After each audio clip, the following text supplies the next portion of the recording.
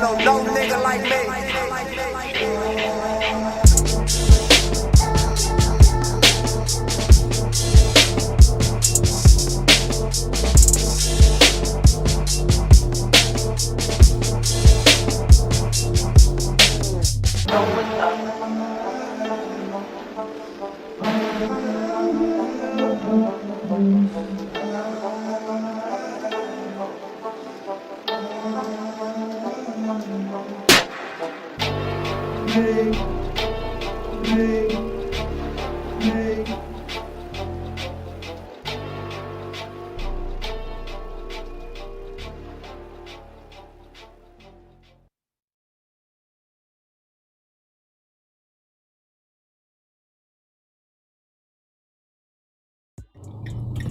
Alright guys, Fulo coming to you with another video. Shout outs to the whole LDVC. If you like this video, please like the video, and if you like the page and what we have on the page, then please feel free to subscribe to the page.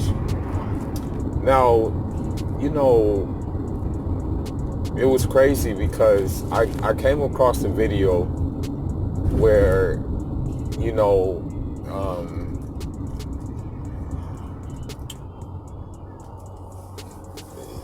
this guy, he was saying Nipsey Hussle talks about his Ethiopian heritage. And I'm like, huh. And then I come across another video that says that Nipsey Hussle is a descendant of Haile Selassie, aka Rastafari. And then I say, and the reason why I say is because I'm reading a book right now.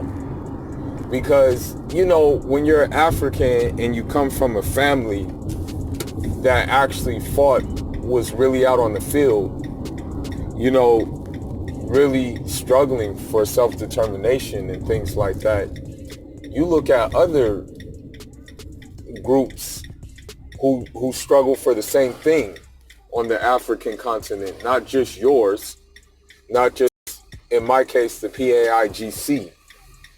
You look at the MPLA, you look at Frelimo, you look at the New Jewel Movement, you look at CDR, but also you look towards East Africa at the EPLF, which is the Eritrean People's Liberation Front. Now, it must be said that people shouldn't exaggerate because of their love and admiration of someone. And you know, although I'm not Eritrean, I have a lot of Eritrean friends, you know. And this is no disrespect to Ethiopians, but Eritreans move differently than Somalians and Ethiopians. And the reason why they move differently is because they actually went through crap. They actually had to form grassroots struggle and had to go against the superpowers of the time.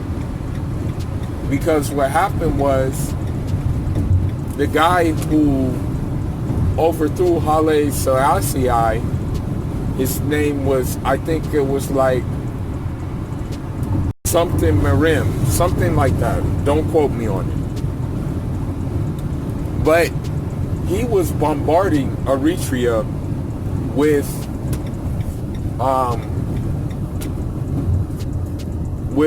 I want to say he was bombarding Eritrea with like bombs courtesy of the Soviet Union, because I think at the time he had communist leanings. So when someone reaches like that, in you know, from me knowing Nip personally, from me meeting his brother Black Sam, from his father first saying, what part of Africa are you from? When I first went into the marathon store, I really wish people would chill out in their reaching and would really do their homework before they say things like that, because quiet as is kept, people like to, and this is no disrespect to Rastafarians, but people like to praise Haile Selassie when he has a lot of blood on his hands, when he actually collaborated with the British to annex Eritrea to the British, to annex it to the Italians, who in return annexed it back to Ethiopia when the Eritreans wanted to have their own and wanted to have self-determination. And from reading the book, okay,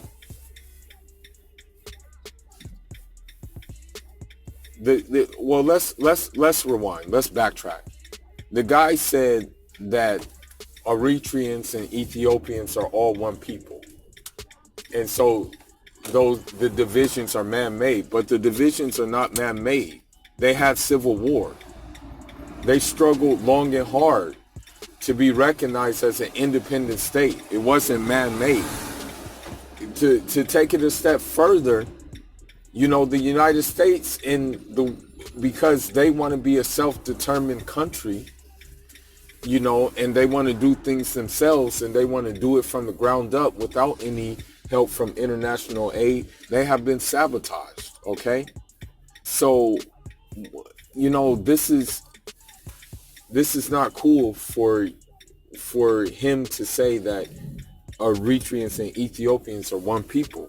Now, I will say this, and I'll say this, and I agree with it, that phenotypically, that genetically, they probably are one people. Ethnically, they probably are one people. But when it comes to tribally and linguistically, they're not all one people. Eritreans speak Tigrinya, and they speak, I believe, Tigray. And, in the ones who adhere to Islam and who trace their descent to the Bedouins, Arabian tribes, and I'm not talking about the pale Arabians, I'm talking about the dark-skinned ones who were actually built for the desert, okay? They may, how should I say it? They may speak Arabic, okay? That's understandable, okay? Now, Ethiopians, they're not going to speak Arabic, okay? 9 times out of 10, they're not going to speak Arabic unless they have been educated in like Arabic school, okay? But the average one is not going to have Arabic linguistically. They're also not going to speak Tigray or Tigrinya. They're going to speak Amharic. They're going to speak something different. And Nip, never once said that he was Ethiopian. He always said, I'm Eritrean. Always said it. There's pictures with him having the flag on, okay? He never once had a Ethiopian flag on. So when people reach like this and don't do the history, like, I think to myself, you guys are just reaching, because you guys, like, and this is no disrespect, but you want to be on some kind of like Pan-Africanness that really doesn't exist, okay? I'm just going to be real. If, like Eritrea and Ethiopia recently, they built back diplomatic ties, but still they're still wrinkling out the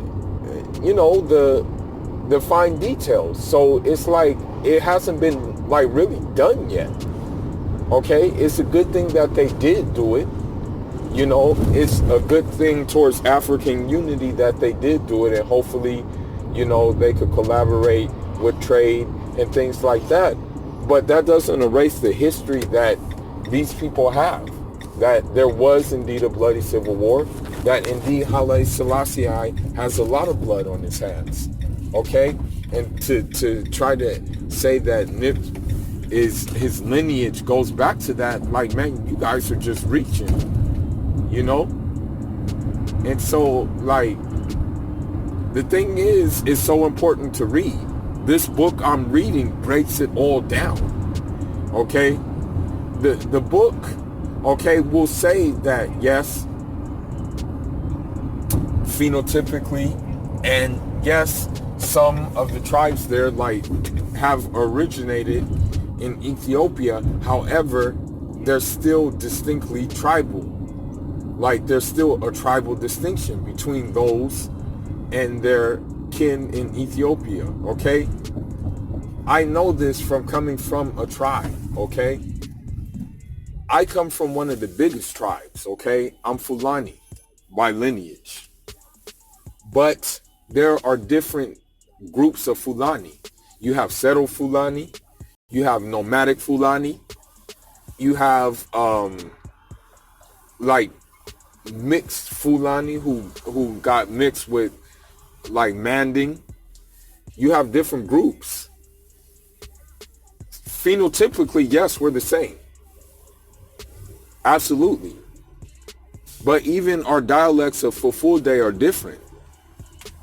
So, like, when you do this, you're kind of like insulting Nip by saying, oh, he's a descendant of Haile Selassie, oh, that he's an Ethiopian and things like that. I'm going to tell you just from my experience, okay? And this is no cap at Ethiopians, but from what I find with Ethiopians and Somalians is they have a sense of more prideful way about them, because I guess with Ethiopian, the reason why that pride comes from them is from the simple fact that on paper they were not colonized by any country on paper, okay? And I guess with the Somalians, that pride comes from, I guess, you know, being part of the Arab League. I mean, that's the only thing I can think of when it comes to their pride, you know. But Eritreans, the get down is way, way different. I'm telling you, I've had many experiences with Eritreans, Ethiopians, and Somalians to tell the clear-cut difference between them. Okay? In fact, when I first moved to, I used to live in a place called Long Beach, okay? When I first moved to Long Beach, it was an Eritrean woman who reached out and said, hey, you know, I have this room available for you. You know, her temperament was way different than it was with the Ethiopian. When I was once on a train, there was another Eritrean that I met who was brought up in Sweden. Completely different get down. Even one of my Cape Verdean boys, he's dating an Eritrean woman, and it's just different get downs between the two. So it's not really cool for people like to group them all together. It's not really cool. I'm not saying that they're not like the same, like when you genetically look at the picture. But what I'm saying is that their histories are kind of distinct, and their language and tribal confederations are kind of distinct. It's like with us West African tribes, it's like, listen, let's just be honest. We can say phenotypically we're the same people in West Africa. But because of our tribal confederations, we're different in that sense. And the same is with the Ethiopians and Eritreans. The Eritreans, you have as I said, Tigray, Tigrinya, Beja, Rashida. I think you have something else. There's another tribe too. I'm trying to think of it. Afar. You have the Afar tribe too. Whereas in Ethiopia, you have different groups. You don't have Tigrinya and Tigray. You may have a little, but in Ethiopia you have things like Bantu, Omoro, and things like that. So it's a different thing, And I mean, I made this video because this book I'm reading breaks it all down. Okay, it breaks down the Civil War. It breaks down what actually happened. So that's why it's like you guys need to stop reaching, man. For real. You guys need to stop that. It's not cool. And I'm pretty sure Nip's dad doesn't want to be like grouped with them either. That's why he migrated to America in the first place, because of Civil War. It wasn't because of his government oppressing him. It was because they were at odds with Ethiopia. But anyhow, man, that's all I got for now, man. Leave your thoughts. Let me know what you think about this whole thing, about this whole scenario. And it's no disrespect to Ethiopians or anything like that. It's just there's a different temperament between the two groups of people. And I just got to keep it above, But anyhow, man, that's all I got for now, guys. Fuller signing out. Jara.